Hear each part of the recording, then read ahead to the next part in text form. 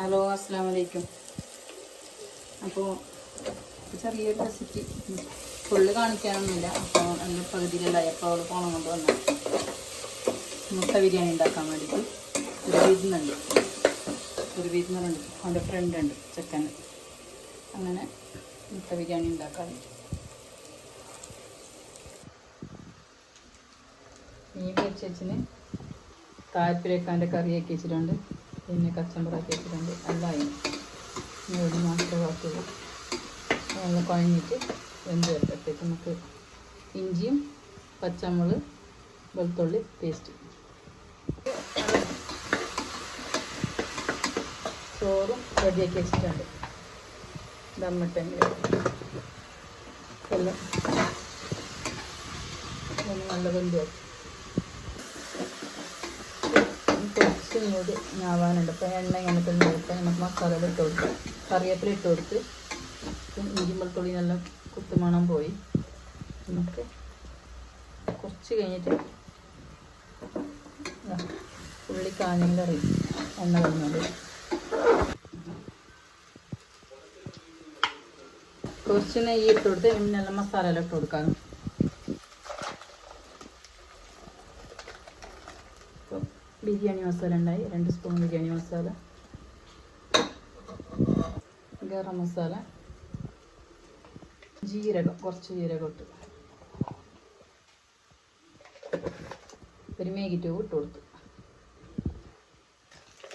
കോഴിയല്ലല്ലോ, കുറച്ച് മഞ്ഞൾപ്പൊടി, മിക്സാക്കി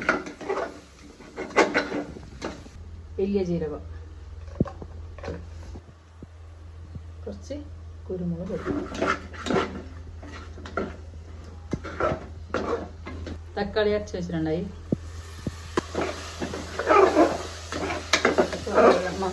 മസാല എല്ലാം നല്ല മിക്സായി മുട്ട ഇട്ട് കൊടുക്കുന്നുണ്ട്.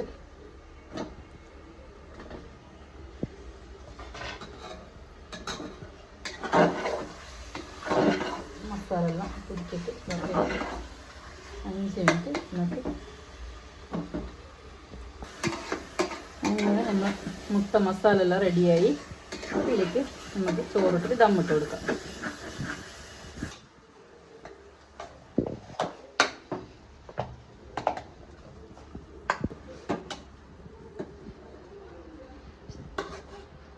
ചോറിന് നമുക്ക് ദമ്മിട്ട് കൊടുക്കാം. അപ്പോൾ ബിരിയാണി റെഡിയാവും.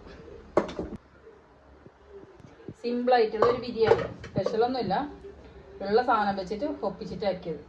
നല്ല അണ്ടിപ്പരിപ്പോ മുന്തിരിയോ ഒന്നുമില്ല. കുറച്ച് നെയ്യ് ഒഴിച്ച്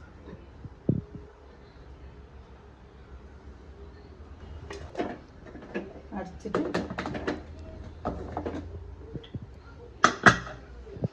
റെഡി. നമ്മളെ ബിരിയാണി റെഡി.